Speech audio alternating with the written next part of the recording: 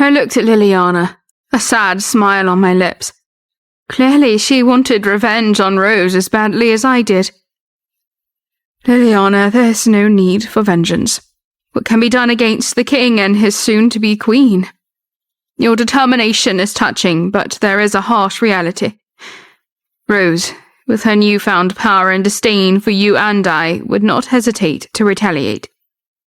My gaze softened as I addressed Liliana's fervent declaration. Please, think of yourself first, not of revenge. No, your majesty. If you must leave, then I will follow you. I shook my head gently, understanding the noble sentiment, but aware of the impracticality. Dear Liliana, you are too kind and wonderful, but you must not sacrifice your life for mine. Stay away from Rose. Do not dwell on the past. Seek happiness in the present. Ensuring Liliana's safe return home with the night, I retreated to my chambers. Alone, I began to pen heartfelt letters to my handmaids and Sir Artemis. My words of gratitude and farewell flowed, mingled with unspoken sorrows. As tears blurred my vision, I raised my eyes to the heavens, seeking a moment's respite.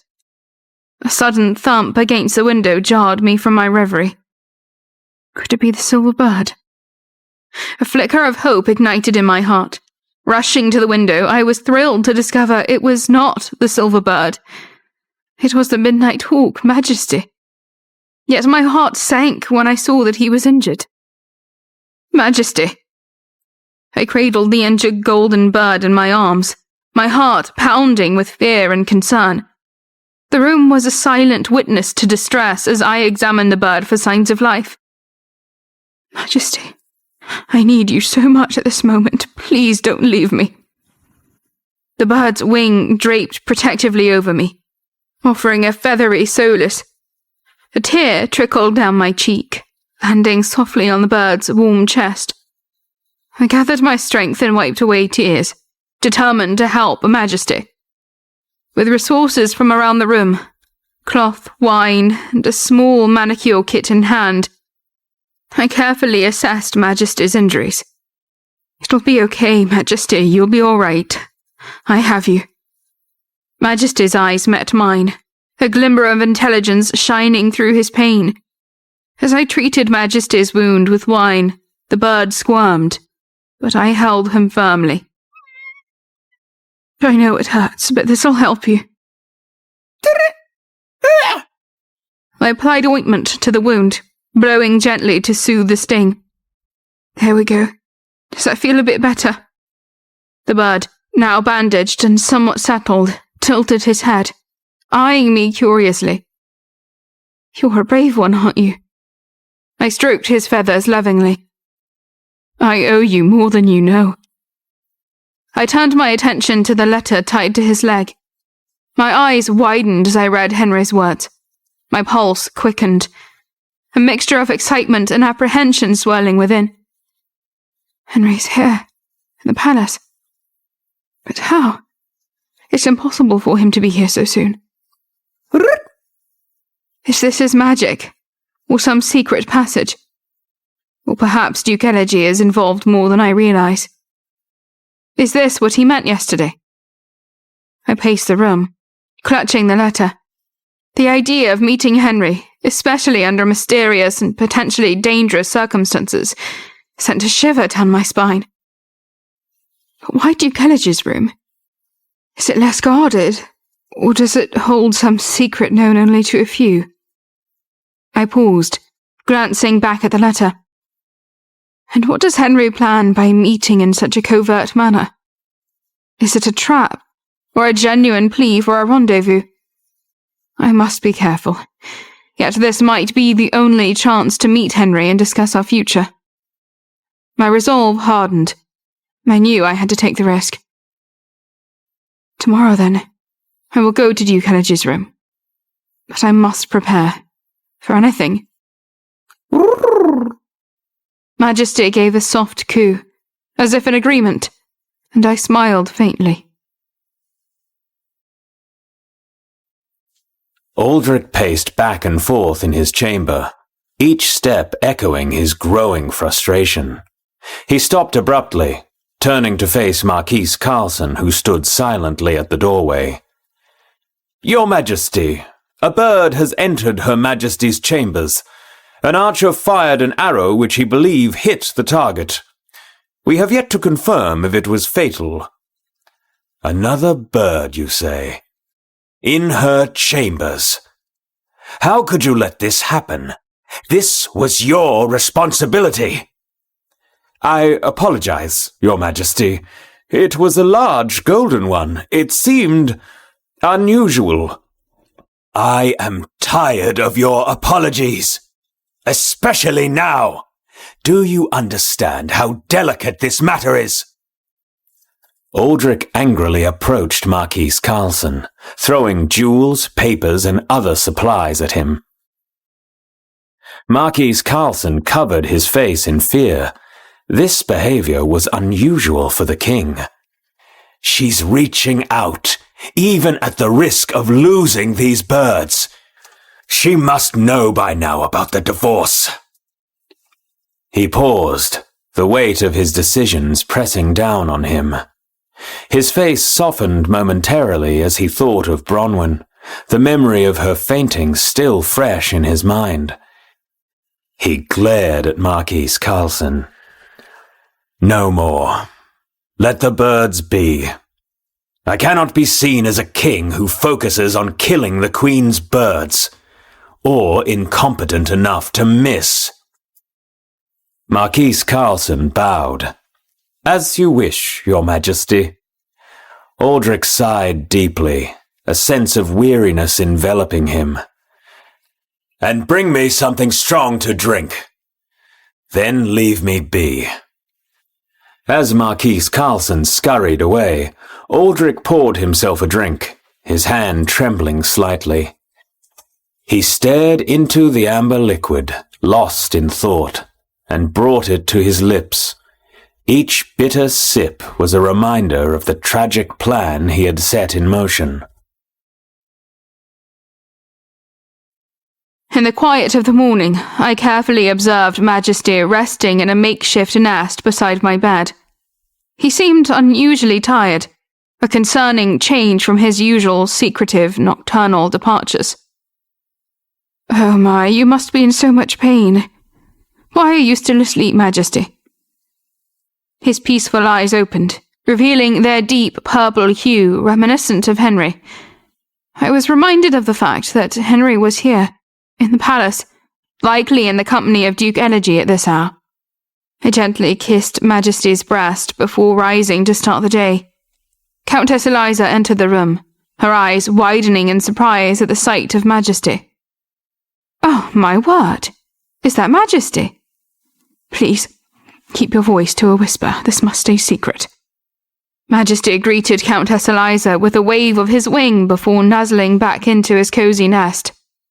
The Countess smiled, understanding the need for discretion.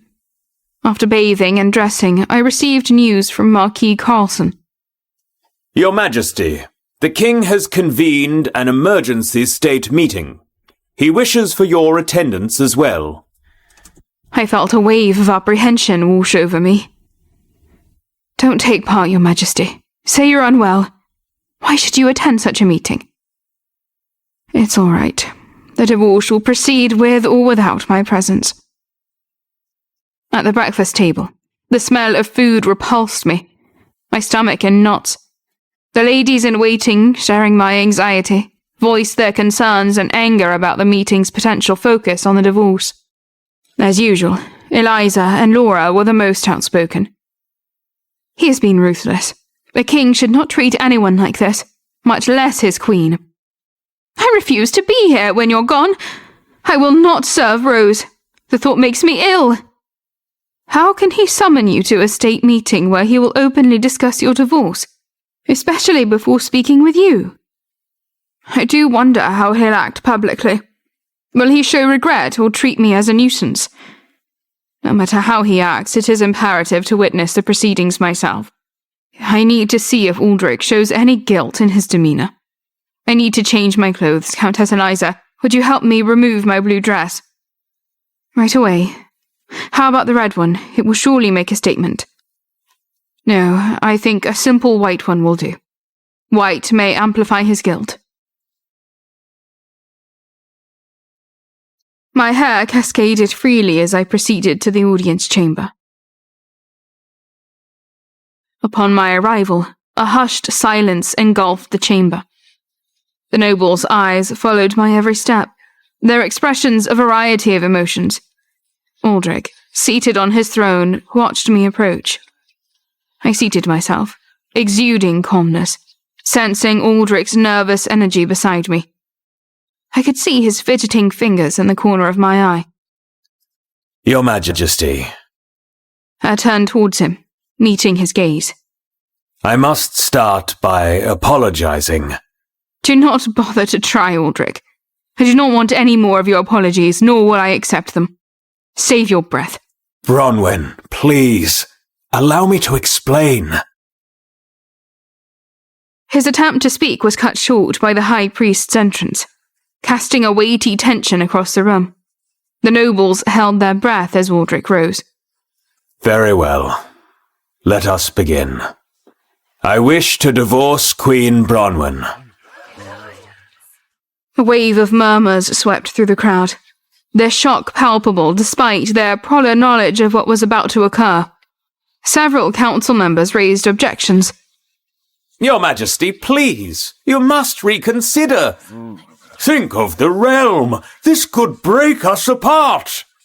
Their pleas for reconsideration echoed, but remained unheard. It's already been decided. Aldrich spoke firmly, silencing the room. I maintained my stoic facade, preserving my dignity the best I could amidst the public humiliation. As you wish, Your Majesty.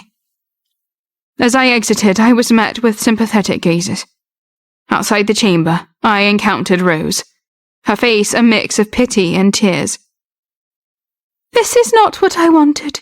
I wanted to be friends, to be close to both of you. I never wished for things to turn out this way. Remember this day, Rose. Remember how easy it was for him to do this to me. Having his child will not change your inevitable fate, I promise you. I will remember you. Trust me, you will not need to.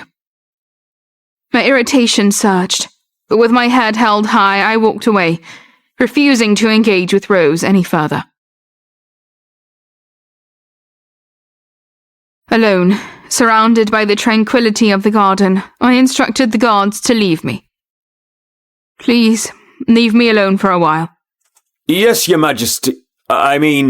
Yes, Lady Bronwyn. The guard's mistake was a twist of the knife, yet my request for solitude eventually had its desired effect. The guards respectfully retreated and left me alone. I savoured a rare moment of peace in my stroll through the garden, feeling a transient sense of freedom amidst the turmoil of my impending divorce. After a while, I made my way to Duke Elegy's chambers, where I was supposed to meet Henry. Upon reaching the door, I knocked. Who is it? It's me, Bronwyn. I thought I would be expected. The door soon opened, and to my surprise, it wasn't Duke Elegy who greeted me, but Henry himself. Henry, is it really you? Yes, Your Majesty. Henry, is it really you? Yes, Your Majesty. His face lit up with a smile. I've been here the whole time, waiting. Today, I just have the pleasure of waiting a little closer to you. I stepped into the room, and Henry gently closed the door behind us. He opened his arms, inviting me into an embrace. Without a moment's hesitation, I leaped into his arms. He held me firmly, protectively, lovingly. He whispered gently in my ear. I heard about the meeting today. Yes, but I'm fine. Please don't worry about me. As I patted his back in a comforting gesture, Henry's body tensed momentarily under my touch. Was he hurt? I quickly withdrew my hand, not wanting to cause any discomfort. I'm just grateful you're here. Henry took a step back, then knelt down on one knee. He extended his hand, echoing our first meeting. I placed my hand in his and he gently kissed it, his eyes never leaving mine. I hope you will not have to stand alone for long. Because of you, I know I won't be. As soon as the divorce is finalized, I hope you will have swift approval for remarriage and stand by my side as Queen of the Celestial Isles. I grasped Henry's hand, my heart filled with a sense of relief and gratitude. Henry, upon standing up, maintained his composed demeanor, contrasting with my inner turmoil, and blushed at our recent embrace. Would you like some tea? Yes, thank you. I seated myself on the sofa, watching as Henry busied himself with the tea preparation. The clinking of utensils punctuated the stillness of the room. Curiosity nudged at me. Is Duke Elegy here? I sent him away for the time being. Did you need to speak with him? Sent him away? Why? To be honest, I'm quite the jealous type. I don't trust Duke Elegy, with his reputation. I'd rather have you all to myself. There was a certain charm to his bashfulness, yet I remained silent about Duke Elegy's previous comments regarding Henry, not wishing to stir any potential discord. Once the water boiled, Henry poured it into cups, his gaze occasionally drifting towards me. His focused expression faltered as he accidentally overfilled my cup. Quickly, he blotted the spill with a napkin, his ears flushing a deeper shade of red. It's human to err. Don't be so hard on yourself. I just wanted to appear more dignified in your presence. Your attempt was certainly impressive. Henry's playful grumble was met with my effort to stifle laughter. His vulnerability made him all the more endearing, reminding me of the young prince I once knew, rather than the powerful king he'd become. We sipped our tea in silence, the tension in the room replaced by a warm quietude. The silence was so profound that it seemed even the faintest sound, like a petal falling, would echo throughout the chamber. Our eyes locked in an inadvertent glance, and a smile from Henry slightly eased the tension. Despite this, I felt a flush of embarrassment at the thought of marrying him. A sensation unfamiliar to me, having grown up betrothed to Aldrich. I'm really marrying Henry. The thought startled me, causing my grip on the teacup to tighten as I fought the urge to leave the room. Henry, fortunately, appeared oblivious to my internal turmoil. Attempting to divert my thoughts from marriage, I repeated my earlier question. Where did you say Duke Elegy went? Like I said a moment ago, I sent him away. Embarrassed at my lapse, I focused intently on my teacup, using it as an anchor to regain composure in the conversation. Henry, it's possible the king may prevent you from attending the divorce court. He will likely not approve of it. Don't worry, Your Majesty. We'll be ready. Ready? Yes. After the divorce is approved, ask for the second marriage immediately. Do not delay a moment. Did you receive my letter? Yes, and I came as soon as I did. But how did you get here so quickly? Sir Artemis has just arrived. Henry's usual confidence faltered, his hands twisting nervously. Well, I can't tell you right now, Your Majesty, but I promise I will once we are married. Very well. I trust you. The conversation had taken me on an emotional journey, from awkwardness and embarrassment to a more serious contemplation of upcoming events. Despite the uncertainties ahead, I found comfort in Henry's presence, his laughter offering a reassuring balm to my apprehensive heart. His next question caught me slightly off guard. May I ask you a question? Of course. What would you like to do once we're married? What do you mean, Henry? I don't mean the first night. It wasn't meant to be an inappropriate question. While I hadn't initially entertained that interpretation, I felt a sudden rush of blood to my cheeks. However, I knew I would gladly indulge him in that matter. Henry, on the other hand, appeared mortified, wishing for an escape from his accidental insinuation. Seeking to ease the tension, I responded with genuine intent. As your queen, I'd like to get right to work. My first order of business will be to see to the account books. Henry looked perplexed. The account books? Yes, if I can take a look at the books, I can assess the budget flow in the Celestial Isles. I need to get acquainted with my work quickly. Bronwyn, I respect and admire you so much. You are so practical and focused. It is quintessentially you. Always the queen, always ready to embrace your duties. I looked deeply into his eyes. He meant what he said. I had so longed to rule beside a king who truly appreciated my talents. The past few days had been exceedingly frustrating for Marquis Faring.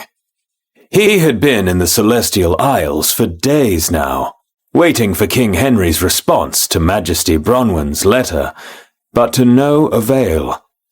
As he paced back and forth in his chambers, his racing thoughts were filled with a nagging sense of urgency. Is he so busy that he doesn't have any time? His patience wearing thin, he turned to one of King Henry's closest aides, seeking an explanation. Where is King Henry? It's been days and there's been no word from him. It was an emergency, Marquis. The king had to leave suddenly. But why all of a sudden? Please, Marquis Faring, wait in the palace. His Majesty won't be too long. Marquis Faring sighed deeply, the weight of his responsibility pressing down on him. He had a duty to deliver Queen Bronwyn's message, and every passing moment felt like a failure to fulfill his task. I can't just wait here indefinitely. This isn't a trivial matter. I understand your concern, Marquis Faring, but I assure you the king values your message. He will return soon. I have responsibilities back home. I can't linger here based on uncertainties. I'll come back later. Very well. Returning to his room, Marquis Faring quickly gathered his belongings, his movements brisk and determined. He knew that waiting might mean missing crucial developments in Elisaria, and he couldn't afford that. With a heavy heart and a mind full of unanswered questions, he departed the Celestial Isles, hoping that his return would not be too late. After the day Henry had proposed to me, I knew I couldn't leave the palace. It was the same for my ladies-in-waiting. 150 years ago, the reigning queen had her husband assassinated before their separation officially took place. Ever since, it was decreed that any queen facing divorce would remain confined in the palace until the first court proceedings took place. I was trapped. Time crawled to a halt. While I intended to remarry after divorce, I was still not joyful about it. As the days passed, my heart became heavy. My ladies-in-waiting cried every time they saw me. They attempted to act cheerfully when they spoke to me, but it was clear we all felt the same way. The day before the divorce proceedings began, Aldrich unexpectedly entered my room. As he leaned against the threshold of my room, he looked at me. His eyes betraying a depth of emotion he seemed unable to voice. "Hello, Aldrich. Have you come to say goodbye?" The night before, my heart had been a tempest of anger and sorrow because of him. But now, facing him directly, I felt an eerie calm, as though in the eye of a storm. Aldrich's gaze drifted, not quite meeting mine. Bronwyn, we will go our separate ways soon. His words, though simple, echoed in the room, almost surreal in their significance. Despite the gravity of the situation, a bitter smile found its way onto my lips. His statement, so obvious and yet so profound, struck me as darkly humorous. Yes, Aldrich, we will. Aldrich's gaze finally met mine. A complex mix of regret, resignation, and something else I couldn't quite decipher. His handsome features, always so composed, now seemed to bear the weight of our shared past and the uncertainty of our separated futures. Is that all you came to say? After all these years, after everything, that's your farewell? Aldrich shifted uncomfortably, the facade of the stoic king crumbling ever so slightly. It's not just a farewell. It's an acknowledgement of what once was, and what can no longer be. I looked at him, really looked at him, seeing not just the king, but the man I had known, the boy I had grown up with. In another life, perhaps, things could have been different. Aldrich's response, however, caught me off guard. I want you to stay with me after the divorce. I almost laughed at the absurdity of it. Stay? As what? A mere shadow in your halls? A ghost of the past best forgotten? A divorce won't make us strangers, Bronwyn. I shook my head, a sad smile playing on my lips. You can't have it both ways, Aldrich. You can't discard our marriage and yet keep me tethered to you. It's unfair. To both of us. You're more than just a queen to me, Bronwyn. You've always been. And yet here we are, on the brink of divorce. Your words, Aldrich, they clash with your actions. He reached out, his hand gently enveloping mine. The familiar warmth of his touch sent a jolt through me, a reminder of the connection that was about to be severed forever. I looked down at our entwined hands, then back at him, and gently pulled my hand away. This goodbye, Aldrich. We can't rewrite the past, nor can we ignore the consequences of our choices. Aldrich's hand lingered in the air for a moment, before falling to his side. He nodded slowly, the finality of our conversation etching itself onto his features. As he turned to leave, I felt a chapter of my life closing with his departure. The king and queen we once were had faded into memory, leaving behind two individuals embarking on separate paths, forever changed by the shared journey that was theirs no longer. As I followed Aldrich out into the corridor, his knights knelt before me. Their solemn act amplified the emotional weight of the moment. Their silent tribute, a gesture of respect and perhaps sorrow for what was unfolding, resonated deeply within me. Your Majesty. I looked around at the faces of the knights, each one etched with a mixture of duty and sadness. It was a poignant reminder of the bonds formed over the years, bonds that were now severed by the authority of a royal decree. I gathered my composure and bolstered my resolve. Thank you, Knight.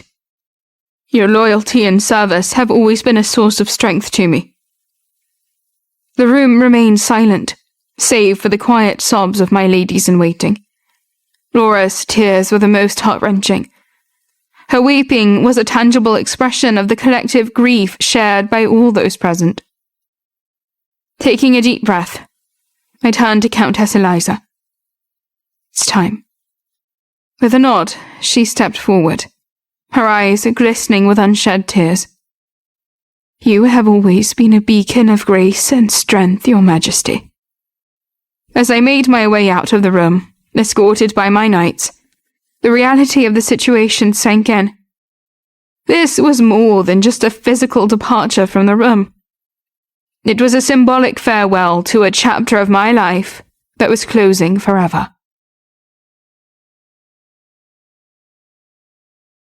Duke Elegy stepped into Rose's chambers, his expression a blend of amusement and mock displeasure, Rose, her spirits already lifted by her imminent ascension to the throne, greeted him with a radiance that belied the complexity of the situation unfolding around them. Greetings, Duke Elegy. It's been too long. Indeed, Rose. I've been neglected and cast aside. How quickly we forget old friends when our fortunes rise. Rose's smile didn't waver, but her eyes flickered with a hint of annoyance. You know that's not true. I could never forget someone as influential as you've been. Elegy chuckled, easing himself into a chair with an air of casual grace. Influential, eh? I like the sound of that. But tell me, Rose, how does it feel? The tide is turning, and soon you'll be in a position you've only dreamed of. Rose's gaze drifted towards the window, her thoughts momentarily lost in the grandeur of her impending status. It feels right, like destiny, but without its challenges. Challenges? Such as? The Queen, for one. Well, I should say the former Queen. And then there are those who still need to be convinced of my suitability for the position. Rose's voice hardened slightly, the sweet veneer briefly slipping to reveal the steel beneath. Duke Elegy nodded, his expression turning contemplative. Ah, yes, indeed. It is a new game now. It's never just about winning the crown. It's about holding on to it and convincing others of your right to wear it. Rose turned back to him, her resolve firming. And I will hold on to it, believe me, no matter what it takes. Elegy smiled, a knowing glint in his eyes.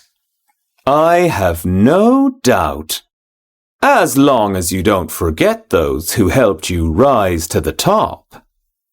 Rose's smile returned, this time tinged with a hint of cunning. She walked over to Elegy, putting a hand on his chest. I won't forget, Duke Elegy. After all, what is a queen without her court? Back to the matter at hand. Did you get the dress I sent you? Yes, it's right over here. Rose got up and pulled the dress from her wardrobe. Why aren't you wearing it? Rose's fingers traced the fabric of the glamorous gown he had chosen for her to wear. The dress, isn't it a bit too flashy for such a somber occasion? It's a divorce court, not a wedding celebration, at least for now. Duke Elegy chuckled softly, his gaze keen and calculating. Rose, today you step out not as a mere spectator, but as a future queen. Your attire should speak of your ascent, not of sympathy for the queen's descent. Won't such a display be seen as insensitive? The nobles and the people might object. Elegy waved off her concerns with a dismissive gesture. Let them talk. It's important that you assert your presence, your undeniable right to the throne. Perception is everything. Remember that? Perception is everything. That's why I shouldn't appear arrogant or disrespectful. Duke Elegy leaned closer, his voice a persuasive whisper. He caressed the curve of her back. Trust me, Rose. This is your moment to shine. You need to seize it with both hands. And with this, he reached for the curve on the other side of her body, caressing her sides with both hands.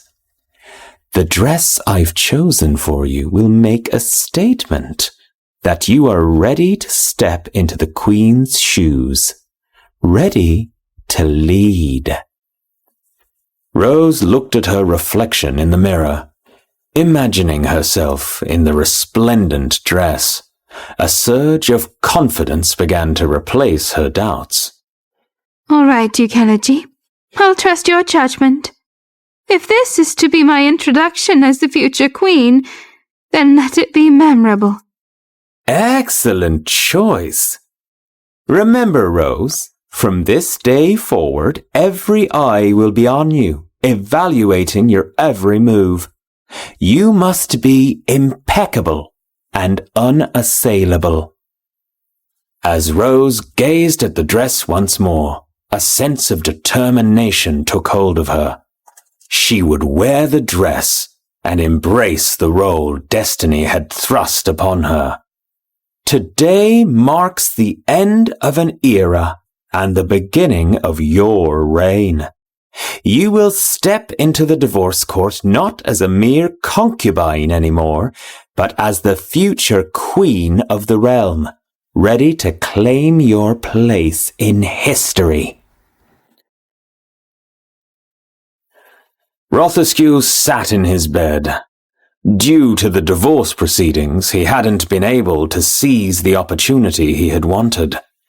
Time had run out. With the door open, he glanced at the sleeping baby in the room across from his. It has been a week, and the oracle has not yet returned. Rothescue pulled his legs over the bed. They were still healing from his ordeal with Oscar.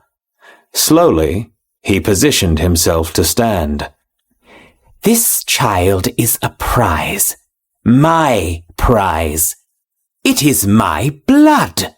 This great mother the oracle speaks of means nothing to me. She has no means of taking this child. He reached for the cane he now used to walk, hobbling to the room adjacent to his, over to Isidore's crib. For the first time, he stared down at his sleeping grandson, so peaceful and angelic. The baby reminded him of Alan, the son he once stared at lovingly. If only your grandmother were here. She wouldn't care who your mother was. She would see you as part of the family. The child reached out for Rothescue's hand that lay on the crib. Rothescue held it lovingly, feeling the baby's warmth.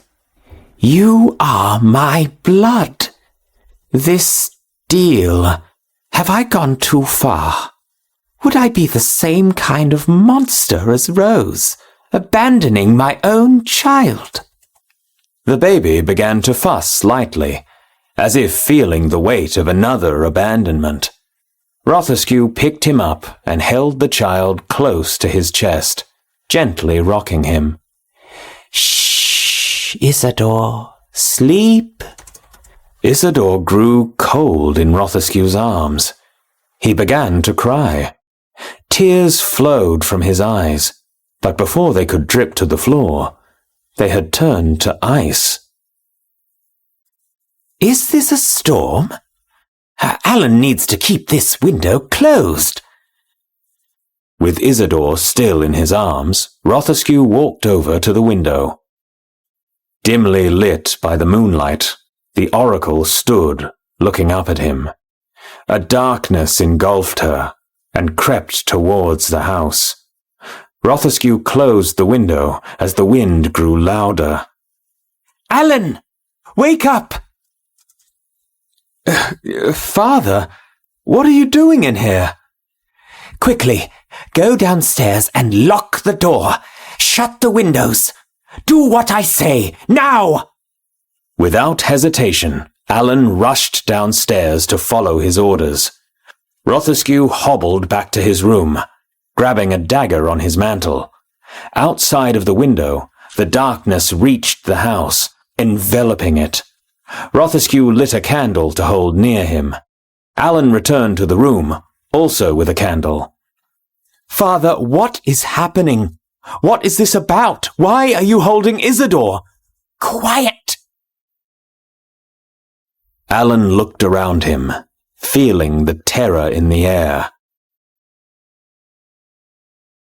Alan's light extinguished. Then he was pulled from the room instantly, the door to Rothescue's room slamming. "Ah! Father! Help! Father! No! Help! Help! Alan!" Rothescue stood with his mouth agape, terrified, with Isidore in his arms. "What is this? Alan! Speak to me!" A shadow grew over the door. Rothescue backed up to the wall behind him. The shadow stopped before reaching him, his light lit dimly. A woman's voice hissed and echoed around him. "You have made a deal that you will honor." "Please, just a bit more time. I beg of you. The divorce has just been finalized. Rose will become queen. She knows how important Isidore is." "The child is soon to be the child of royalty. I will wait no longer. Your part of the deal has been fulfilled." "No!" Ah! Rothescue's healing leg violently twisted. His knee buckled backwards. He held tightly onto Isidore as he hit the floor. His fingers twisted, one at a time, before his wrist snapped completely backwards. Rothescue rolled onto his back in agonizing pain. "Ah! Please, stop! No more! I will abide! I will abide!" "Pledge your allegiance to me, your life, your soul." "I swear it! Who are you?" Rothescue's grip slowly released on the child, who was still sleeping peacefully in Rothescue's arms. The darkness consumed both of them. A rush of energy surged into the child, who began to levitate above Rothescue. "When the girl is crowned, the child will become royal. I will become royal. A new queen. A dark queen." As the darkness faded from the child, Rothescue could see a large figure draped in a dark cloak. Long fingers protruded from her arms. Rothescue lifted his head to get a closer look at the figure. Then, at that moment, Rothescue's eyes blinked open. He was in his bed. Sweat was dripping off his face. Quickly, he got up, grabbed his cane, and walked over to the adjacent room, as he had done before. Isidore and Alan were sleeping peacefully. Rothescue walked over to Isidore, studying him closely. While the child looked as peaceful as he did before, there was something different about him. His lips were curled into a smirk that made the baby's angelic state absent. There was something cold about him, something dark. "I am sorry. So sorry. My child." As the divorce proceedings continued, the high priest now turned to me, fully expecting to hear my objections to the matter at hand. "Queen Bronwyn, do you accept the king's petition for divorce?" "Yes, I accept." The high priest's eyebrows arched slightly at my prompt response, a flicker of surprise crossing his weathered features. I could feel the weight of every gaze upon me, scrutinizing, wondering, perhaps even pitying me. Aldrich, standing a distance away, remained silent. His expression was unreadable. His eyes, however, betrayed a glimmer of something. Whether it was regret, relief, or a complex mix of both, I couldn't tell. The high priest, with a solemn nod, turned towards Aldrich. "King Aldrich, Queen Bronwyn has accepted your request for divorce. The bond of marriage that once united you and Queen Bronwyn is hereby dissolved." Aldrich's jaw tightened, but he gave no other visible reaction. His stoic facade was a fortress, impenetrable and cold. Rose, standing behind Aldrich in her ostentatious white dress, seemed to glow with a sense of triumph. She was the epitome of misplaced celebration amidst the solemnity of the occasion. Marquis Faring, standing among the crowd, caught my eye once more. His expression was filled with sorrow, sympathy, and perhaps even a hint of admiration for the grace I was trying to maintain. The High Priest continued, his voice steady, but not without a hint of sadness. "As of this moment, you, Bronwyn, are released from all duties and responsibilities as Queen of Elisaria. You are free to live your life as you see fit, outside the confines of the royal family."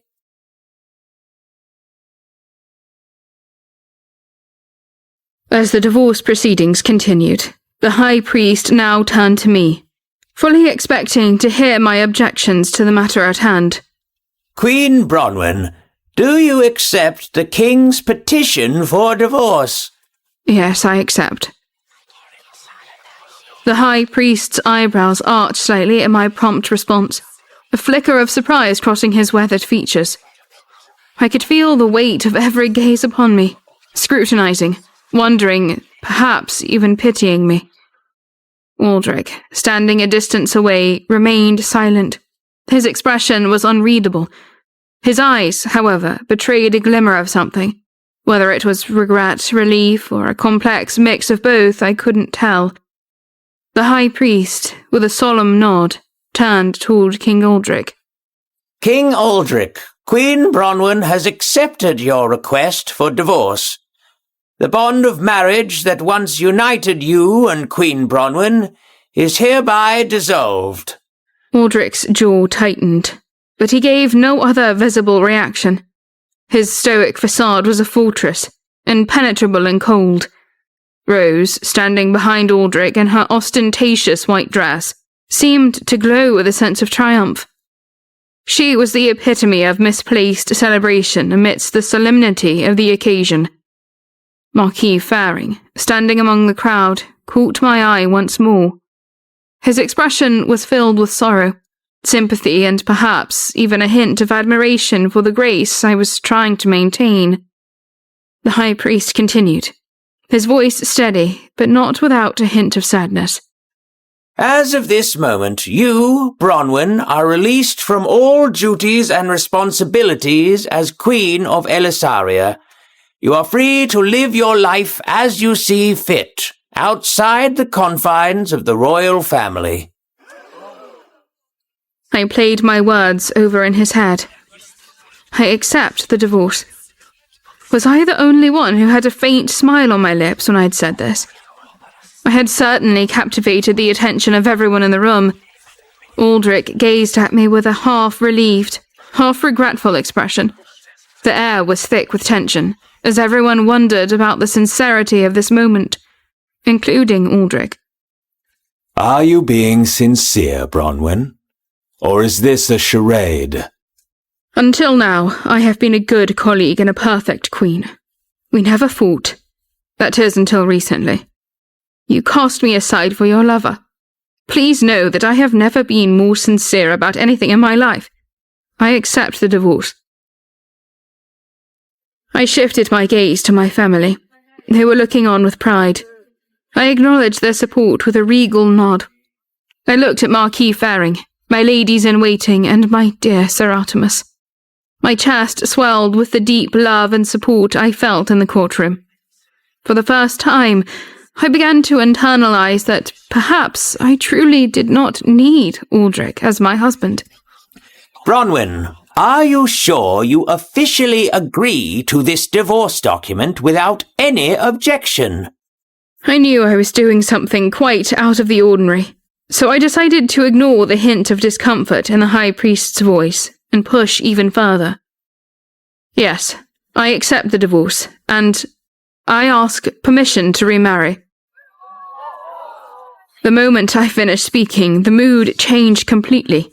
The air stilled into a shocked silence, and the high priest closed his eyes, a serious expression on his face. He had not seen a queen like me before. Everyone glanced at each other, unsure what they had heard. Bronwyn, you wish to remarry? Instead of answering, I stretched out my hand and pointed to a figure in the crowd. As if on cue, a man wearing an embroidered veil that obscured his face burst into pleasant laughter. Do I come up now? The silence was broken by the murmuring of the crowd again. The man walked through the court and stood next to me. When he took off his veil, Aldrich leapt to his feet. Bronwyn, that man is the one I will marry. High Priest, I plan to marry King Henry I, crowned ruler of the Celestial Isles. Order! Order, I say! The High Priest's eyes looked hollow. I smiled and turned to the man beside me. He looked at me as if to say, "You expected this reaction, did you not?" Somehow I had a pleasant feeling, even though it was not revenge I desired. In the midst of all this, King Henry and I were the only ones that looked happy. The buzzing of the crowd only grew louder at the surprise appearance of the King of the Celestial Isles. Aldrich's jaw dropped open, and Rose let out a cry. "It cannot be!" I noticed that, for some reason, she was looking between King Henry and Duke Elegy, but not Aldrich. Duke Elegy was acting surprised as well, even though he knew King Henry was here. Secrets, secrets, secrets. Bronwyn, is this true? Prince, no, I mean King Henry. Do you truly mean this? Yes, I wish to have Bronwyn Troby as my queen. Aldrich scoffed. What are you doing in my kingdom, King Henry? Proposing. Henry was clearly attempting to provoke Aldrich, and the High Priest frowned at King Henry in warning. I could not help but smile. King Henry. King Henry quickly made himself look innocent, and he pleaded to the High Priest. Your Grace, I will come back in an official capacity later, but if I miss this opportunity now, then it would be too late. This is sudden, I know, but please consider it and grant your approval. I, along with the rest of the room, held my breath as I waited for the High Priest's decision. The situation around me was so fragile. Aldrich cut in with a dangerously low voice. High Priest, it is clearly illegal for King Henry to attend this court without permission. The High Priest looked at me in silence, and I stared straight back at him. He seemed to ask, "Was this your idea?" I could not know for sure if he was saying that, but I nodded. At that moment, my heart seemed to stop. Would the High Priest say no? The old man's mouth opened to speak, and I swallowed dryly. I felt King Henry touch my palm, and I gripped his hand as if I were clinging for dear life. The High Priest's gaze fell on our intertwined fingers, and it appeared then that he had made his decision. I approve the remarriage of Bronwyn to King Henry. His words cut through the tension in the room. King Henry exhaled as if a heavy burden had been lifted. Anxiously, he turned to face me, unveiling a smile as radiant as the sun. Suddenly, he grabbed me as if he could not control himself. He gripped my waist and put his head towards mine. For the first time, our lips touched, and an electrical current was sent through my body. His lips were soft, but there was a sense of urgency in his touch. I could feel that it took all of his might to stop himself from taking it further. We were in public, after all. The world stopped spinning for a moment, and when our lips parted, we stared straight at each other with what felt like, could it be? Love. This is unacceptable! I tilted my head, stealing a glimpse of Aldrich. who appeared as though he'd been struck with a dagger through his heart. He looked at the high priest with outrage, but the noble man, with a commanding gesture, silenced the room. This divorce proceeding is over. King Henry, Lady Bronwyn, please approach. Hand in hand, we approached the bench, ignoring the chaos behind us. A mere few steps, yet we walked them side by side, reminiscent of our walk in Wirral when Henry and I first discussed marriage. The high priest wore a rueful smile, reciting congratulations with a subdued joy that contrasted sharply with the divorce proceedings from moments earlier. Your Grace, I extend my heartfelt gratitude. Bronwyn, I granted this request, fueled by a belief that has rooted itself since your childhood. The path ahead will be fraught with challenges. What was he speaking of? I did not know, but I thought it best not to question it. Thank you, High Priest. His attention shifted back to King Henry, delivering final words of counsel. Host a grand wedding. Invite multitudes. As you depart, exit with pride. Prosper. I glanced back at Aldrich standing there, a seething volcano on the verge of eruption. As the high priest wiped the sweat from his brow and stepped aside, Aldrich approached me slowly, a storm on the horizon. The air crackled with tension as Aldrich's fiery gaze met mine. We exchanged silent stares amid the cacophony. Words eluded me in the clamour, though at the centre of the turmoil, a serene calm enveloped me. What words would escape his lips?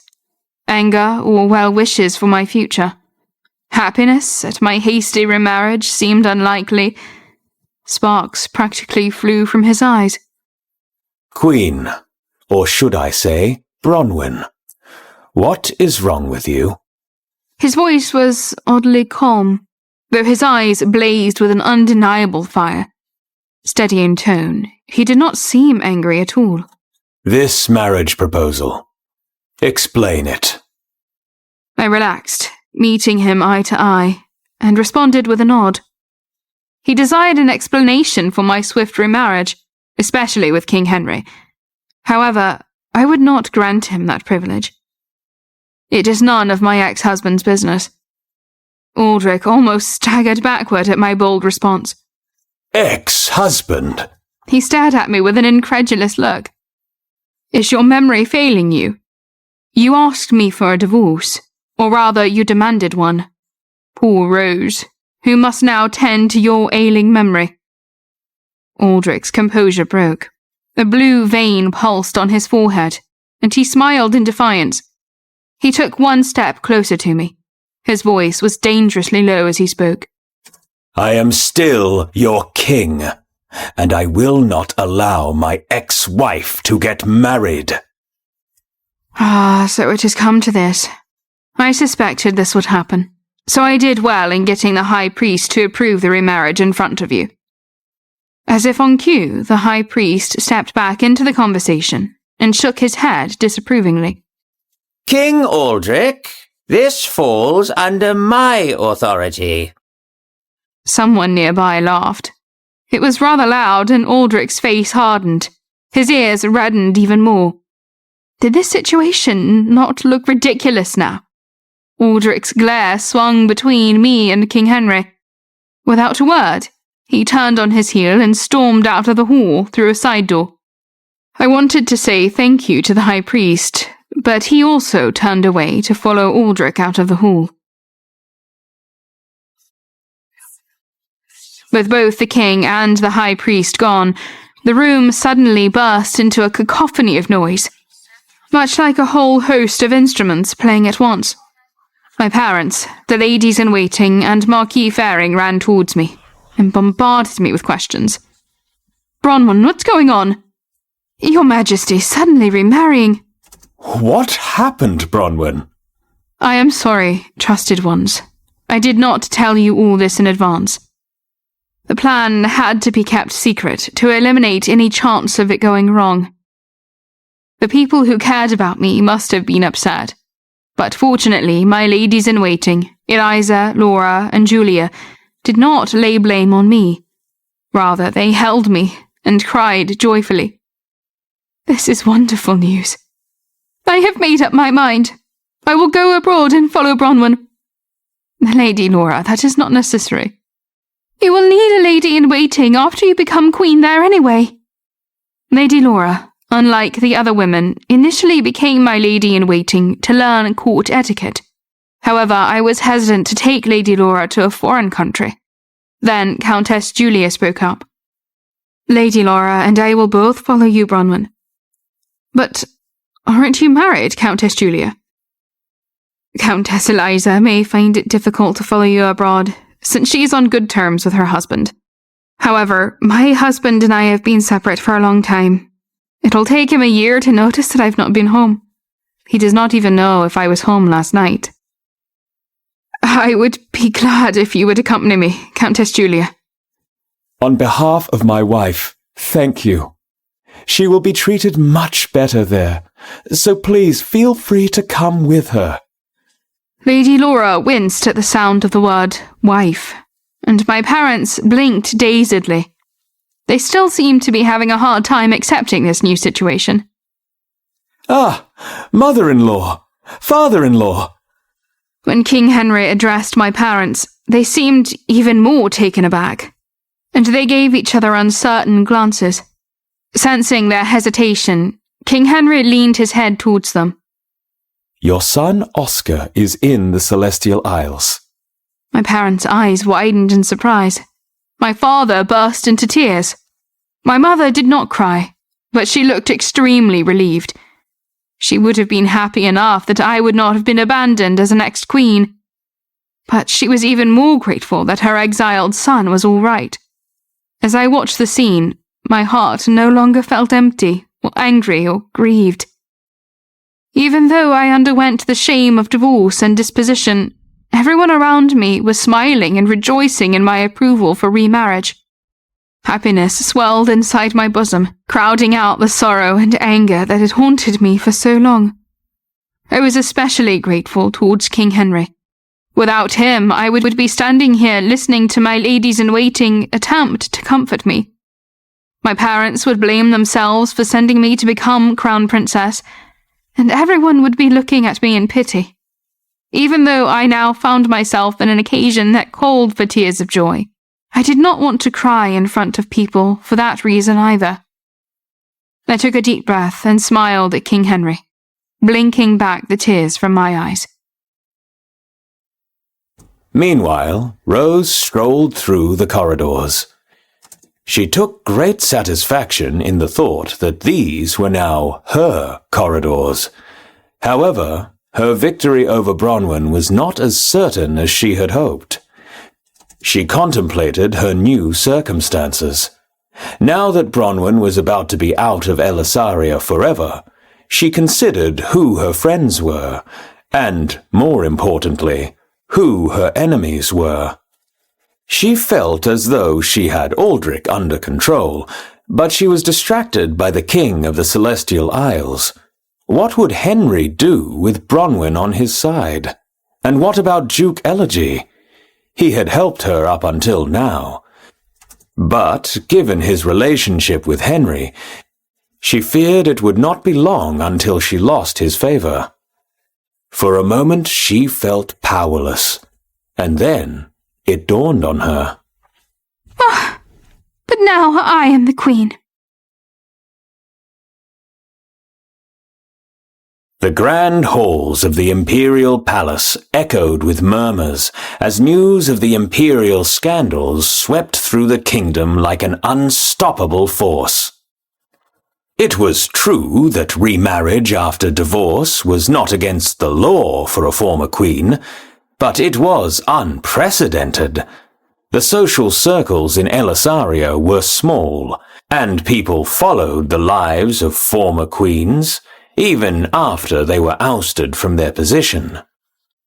It was a sore spot for the women of the kingdom to lose the highest seat possible and then reappear in the lower ranks of society.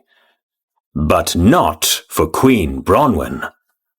Not the Ice Queen renowned for her cool demeanor and sharp intelligence.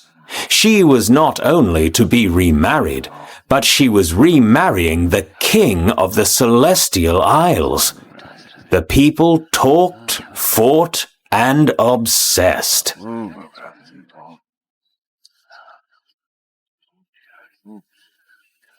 On the city streets, people discussed the topic as if it were a national pastime. Oh, good for her! A fresh start! It's a betrayal to our country! She should have stayed single! As the rumours spread, the truth became mingled with errors and falsehoods. The stories were becoming so outrageous that the citizens found them hard to believe. After the surprise wore off, people's opinions became divided.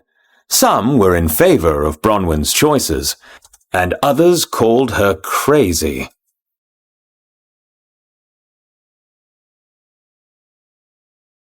I sat in my chambers, peering out the window at the view I had grown so accustomed to, one I was likely not to ever see again. I reminded myself that I had seen this coming. I was surrounded by my ladies, my family and my friends, but I spoke to no one in particular. I'm just a queen to them. It wasn't something I could control. To the people, I was a symbol of the nation and its identity. Being viewed as a queen leaving for another country was a blow to their pride. I sighed and waited for the estate manager, who sat at my desk, to finish taking care of the appropriate documents so I could move on swiftly. Marquis Faring stood beside me and flashed a bright smile. How could you use me as an errand boy and not share your true intentions? I'm sorry. Nothing to apologize for. Marquis Faring raised his little finger. Remember, Marquis Faring played a key role in your remarriage. I expect the royal treatment. I chuckled at his wit. The estate manager, busy jotting down a list for what felt like an eternity, put down his pen and straightened up. He managed the Troby family's wealth and compiled a list of my personal belongings. Is it done? The estate manager rubbed his neck and let out a small laugh. All set, my lady. I'll handle everything, right down to the last hairbrush. Thank you, dear sir. Marquis Faring had not broken his gaze on me. Bringing everything from the Queen's palace? Do you speak of money and jewellery? Yes, I believe so. I fear some will call this decision tawdry, but I know who will be moving into this chamber after me. I do not want Rose throwing away my belongings, or, even worse, wearing them, so I decided to take them with me. As the estate manager hummed and rechecked the list, I looked toward the arched doorway to the parlour. King Henry stood there with my parents, working hard to win them over. It was not easy to remain sullen when a man like that stood so closely within my reach. A kingly king indeed. Last night, my betrothed had suggested to my parents that they move to the Celestial Isles, but they declined. They couldn't stop me or my elder brother from going there. But as high-ranking nobles in Elisaria, moving wasn't that simple. Maybe King Henry was still trying to convince them. Suddenly, all three of them turned and began to walk towards me. Sensing that some family matters were to be discussed, the estate manager decided that this was not the right place to do his work. If you'll excuse me, I'll leave you to your privacy as I finish the task in hand. I nodded at him in approval, and he gathered his things and left. I turned back to my family and locked eyes with my mother. Bronwyn, what are you going to do now? How long will you stay here? I can leave any time, even now. I've got it all sorted. It isn't official, but it's not ideal for King Henry to linger here for too long. I've got a carriage waiting. How about staying for another 15 days and then leaving? I'll have time to win some points with your parents. It was unusual for a king to speak in such a light-hearted nature. My parents, more used to Aldrich, found King Henry's speech awkward. and they exchanged glances. Marquis Faring was the only one finding the situation amusing, but my father shot him a glare, and the Marquis suddenly raised his hand. Oh, I just remembered something. I chuckled as he rushed to excuse himself from the awkward situation, but as he rushed to the front door, he froze. His expression was like stone as he stared through the open door. What is it? A line of guards surrounds the front gate like a wall. He held up his finger as if to gesture, "Stay here a moment." He walked towards the gate, the wind whipping his dark cloak, and spoke to a guard. The guard showed no acknowledgement. Climbing a large rock near the wall, Marquis Faring peered over it before returning inside, shaking his head. Not only have the knights surrounded the front gate, but the entire palace. My blood began to boil as I sprinted out of my chambers. I seethed with rage as I addressed the knights. Who sent you here? Was it King Aldrich? Are you attempting to imprison me? The knights exchanged embarrassed glances, but didn't step aside. Why are you here? Sorry, Your Majesty, Bronwyn. How long will you stand there? As long as His Majesty commands. Then I will see His Majesty in person. Move. But when I tried to pass by, they would not move. Staring up at them in amazement, they kept their positions, refusing eye contact. Just as I was about to go back inside, King Henry's authoritative voice approached. I had never heard him speak like this. You are keeping the King and Queen of the Celestial Isles in custody. Do you not realize this will become an international scandal? The knights pressed their lips together, unsure of what to say. Then, out of the shadows, Aldrich appeared. Who cares about international affairs when someone steals another person's wife? He walked forward, and the knights parted to allow him access. The iron gate served as a barrier between them. I've never taken another person's wife. My, King Henry. You shouldn't have caused such a disturbance yesterday if you were going to lie about it. You had nothing to do with Bronwyn the moment you divorced her. Aldrich's gaze sharpened at King Henry's words. Despite the dark bags under his eyes, Aldrich held himself with dignity. When it came to Aldrich, control slipped when he was fatigued. He grabbed the bars of the gate roughly, rattling them threateningly as he sneered at King Henry. King Henry, the playboy king.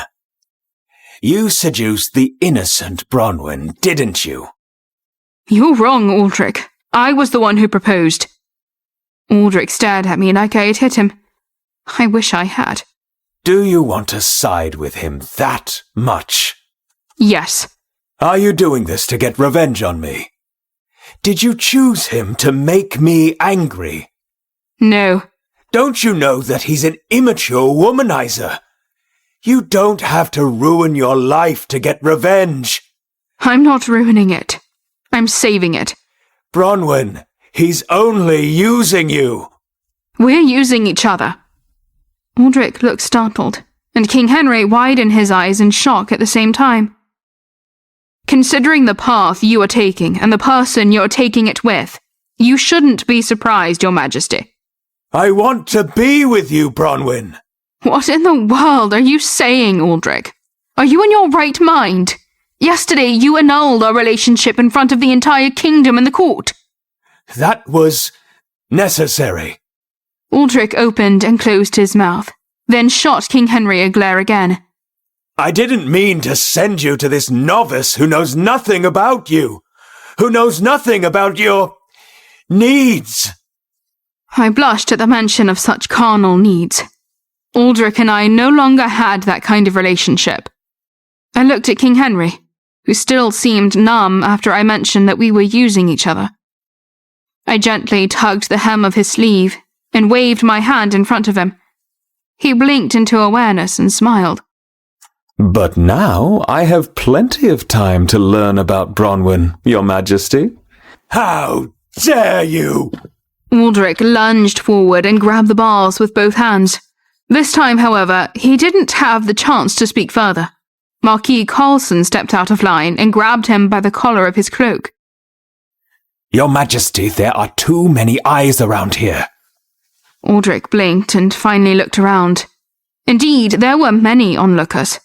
People had gathered to watch, curious about the knights surrounding the Western Palace and the loud argument at the front gate. Aldrich gritted his teeth and shot a glare at King Henry and me, but quickly climbed back into his carriage, which soon disappeared. The knights, however, remained, and they did not move an inch.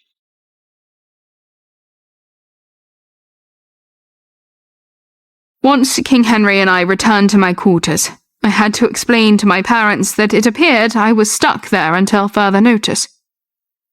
Perhaps we could disguise you and sneak you out.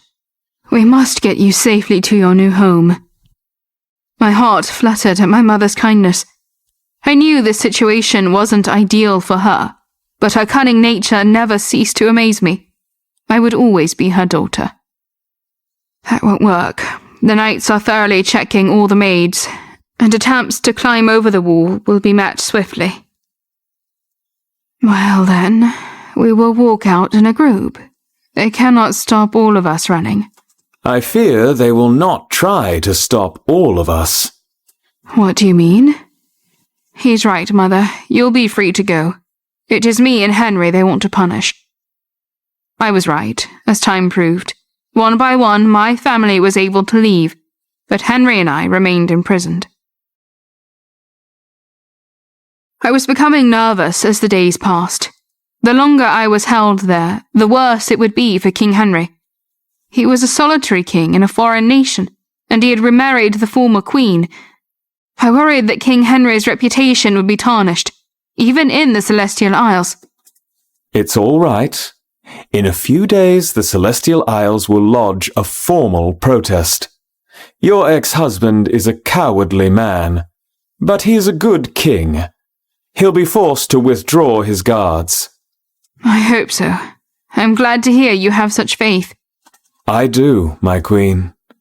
However, there is something I'd like to ask you.